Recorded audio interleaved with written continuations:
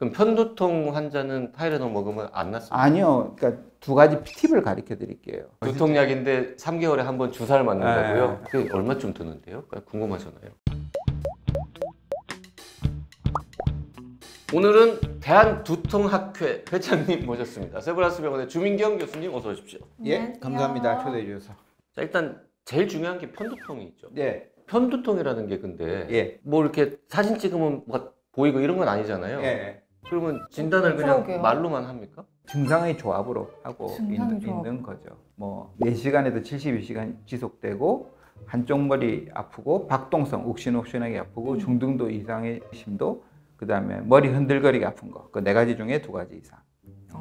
그다음에 가끔이라도 속이 미식거리는 거. 그게 평생 한 번만 있어도 진단이 됩니까? 그거는 이제 평생 유병률이 되는 거고, 뭐 1년이 아프면 1년 유병률이 되는 거고. 근데 이게 나이의 영향을 많이 받아요. 편두통이요? 아, 그럼요. 나이 들면 늘어납니까? 그게 아니라 네. 사춘기가 되게 중요해요. 여자 중학생들 초경하고 나서 많이 생겨요. 그 다음에 40대 여성들 호르몬이 조금씩 약해지고 이제 불규칙이 시작하면서 심해지면서 폐경기 때 정점을 찍다가 폐경하고 2년 있다가 많이 좋아져.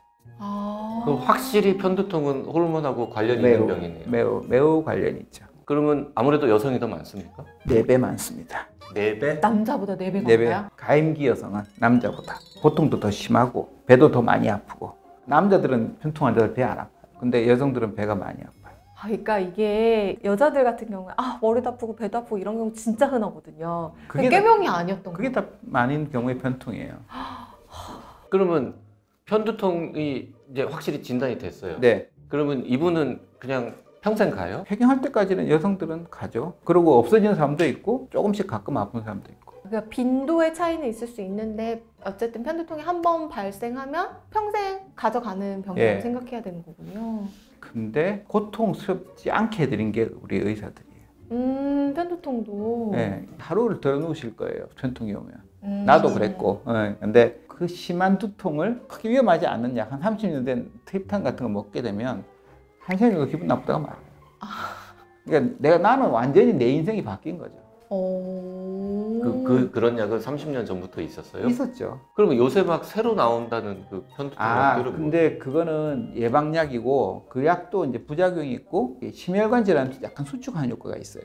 편두통은 치료약도 있고 예방약도 있는 거예요? 그러니까 예방이란 게 발생을 억제해 주는 게 아니라 빈도를 줄이는 거예요. 한 달에 한 8번 이상 두통이 있으면 예방약을 먹으라 그러거든요. 근데 예방약을 먹으면 발작이 좀 줄어들어요. 근데 그게 충분하지 않은 경우가 많이 있어요. 그럼 어쨌든 편두통 약이라는 게 편두통이 왔다. 그때 먹는 것도 있고, 그걸 급성기 약. 그건 따로 급성기 있고. 약. 네. 그러면은 올 것 같다 할 때 먹어요? 아니면 그냥 매일 먹어요? 올 것 같다 할 때 먹어야 돼요. 올 것 같다 할 때 네. 많은 편통 환자들이 전구 증상이라고 그래서 올 것 같으면 붕 떠있는 이상한 느낌이 들어요. 네. 빙 돌고 기분이 불쾌하고 마치 중고등학교 때 보면 애들 다 쓰러져 자는 때의 그 기분. 몸이 이렇게 물 먹은 솜 같아지는. 네, 식욕도 때 있어요. 떨어지고 뭔가 머리도 잘 안 돌아가고 네네네네. 그때가 전구 증상이, 그때 빨리 먹으라 그래요. 놓쳤으면은 막 증상이 발생하면 그때 먹어도 한 번 되고. 더 먹어도 되고 한 좀 번 더. 늦게 먹어도 되고. 예. 그럼 예방약이라는 건 매일 먹어요? 예방약은 매일 먹어야죠. 네. 일기를 쓰게 되는 거죠. 또 일기를 써가지고 한 달에 8회 이상 두통이 있거나 먹는 약으로 충분히 조절되지 않는 경우에는 매일 약을 먹어가지고 과민한 뇌를 좀 덜 과민하게 만들어주는. 두통 일기를 쓴다는 네. 말이 나왔는데 그건 뭡니까? 두통은 아프다고 하는데 객관적이지가 않잖아요. 그렇죠. 근데 그거를 객관적인 걸 주관적으로 만드는 여러 가지 방법 중에 설문지를 해서 얼마나 고통스러운지를 통계를 낸다든지, 그다음에 두통의 강력함, 심각함을 나눈 게 2가지가 있어요. 두통의 심각, 강도, 두통의 빈도가 있어요. 그래서 두통의 빈도가 얼마나치 되는지를 매일매일 적으면 비교적 어떤 해상에 대한 오류가 적을 거 아닙니까? 그래서 앱스토어에 보면 대두통 확해라 치면 떠 있어요. 그래서 매일매일 적어서 갖고 가면 비교적 객관적으로 두통을 평가를 할 수 있고 치료 반응도 볼 수 있는 그런 거죠. 그러면 요거를 써가지고 진료실 가서 이렇게 보여드려요? 저희 네. 다 썼어요. 이러고. 예.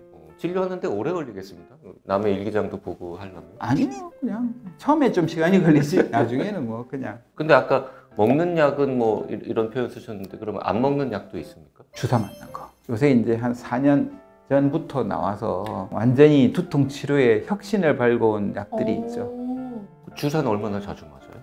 한 달 내지 3개월마다 한 번씩. 한 대박. 달에서 3개월. 편해요. 두통약인데 3개월에 한 번 주사를 맞는 거고요. 예, 예. 그런 약 있는 거 알았어요? 몰랐어. 나도 맞아봤어. 아 진짜. 일반적으로 이제 머리가 아프면 보통 두통약 그냥 먹잖아요. 타이레놀 같은 거 맞아요. 먹잖아요. 그럼 편두통 환자는 타이레놀 먹으면 안 낫습니까? 아니요, 그러니까 두 가지 팁을 가르쳐 드릴게요. 그러니까 좀 고용량을 먹으면 낫는 경우가 상당히 있어요. 고용량이면 고용량이면 타이레놀 2알, 2알. 뭐 이부프로펜 같으면 200짜리 2알, 나프록센 같으면 500짜리 1알.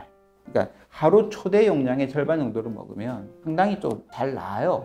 근데 또 그걸 그렇게 고용량으로 계속 먹자니 약간 걱정이 되는데. 그렇게 고용량은 아닙니다. 그렇게 지금 고용량은 말씀하신 하루 아니에요? 용량의 절반 정도. 하루 용량의 예, 절반? 그렇게 고용량 아니에요. 아. 그 정도는 먹어야 된다고 하는데 나라의 의료제도에 따라서 조금 달라요. 예를 들어서 이제 유럽 같은 국가가 완전히 국민들을 의료에 대한 책임을 지는 나라에서는 흔하고 싼 약으로 효과적으로 치료하는 걸 되게 중시하게 생각을 하거든요. 그러니까 그런 데 경우에는 고용량으로 소염진동제를 3번까지 먹어보고 효과적이지 않으면, 효과적이라는 게 2시간 내 두통이 완전히 없어지지 않으면 이제 그 다음 트립탄을 먹으라고 이야기를 하는 거고, 한국, 뭐 일본, 미국 그런 데에서는 이미 많이 먹어왔다고 생각하기 때문에 처음부터 트립탄을 쓰라.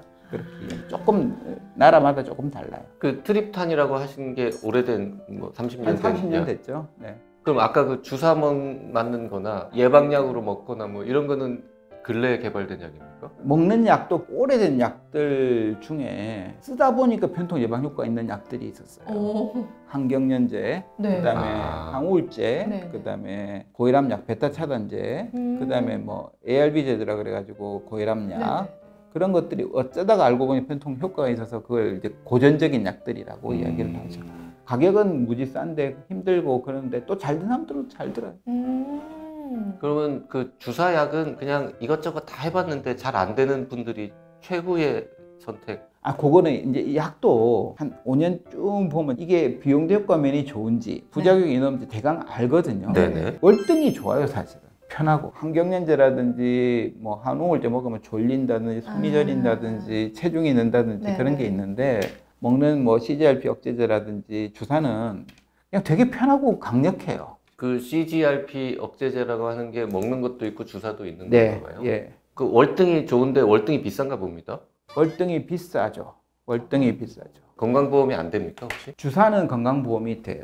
그러면 그렇게 안 비싼 되는데 문제는 굉장히 까다롭게 돼 있어요. 허들이. 그래서 의학적으로 판단컨대 필요한 사람이 10%밖에 못 쓰고 있어요. 정말 증상이 심하다거나 정말 여러 가지 치료 다 해봤는데 안 듣는다거나 뭐 이런 복잡한 조건이 있을 때만 건강보험이 네. 되고 나머지 분들은 자비로 해야 되는. 그게 얼마쯤 드는데요? 궁금하잖아요. 한 달에 29만 원. 29만. 비보험으로. 보험이 되면 한 7, 8만 원. 먹는 약도 29만 원이고 주사약도 29만 원. 먹는 약은 31만 원. 먹는 약은 30만. 조금 더 비싸요. 조금. 네. 좀 비용이 비싸죠. 근데 그게 한국이 조금 엄하게 해요. 여러 가지 좀 환자들이 고통도 많이 받고 무슨 보험으로 생색만 내냐 뭐 그런 식으로 이야기 나오는데 일본이라든지 뭐 우리가 알고 있는 호주 거기에 비해서도 급여 기준이 너무 엄해요. 그 급여 기준 정하는 사람이 편두통 심하게 앓으면 그러면 낮춰줄 것 같습니다. 항상 우리나라는 인덱스가 영국, 영국. 영국하고 호주. 영국은 좀 까다로운 나라니까. 근데 영국도 많이 해줘요. 해주는데 그냥 하여튼 보건 정책에서 너무 많이 한꺼번에 이 부담되는 거를 걱정을 하시죠. 보험 담당자들은 뭐 그분들의 또 애환이 또 있어요. 또 보면. 자, 오늘은 두통학회 회장 맡고 계신 세브란스 병원 신경과의 주민경 교수님 모시고 편두통 이야기 나눠봤습니다. 고맙습니다. 감사합니다.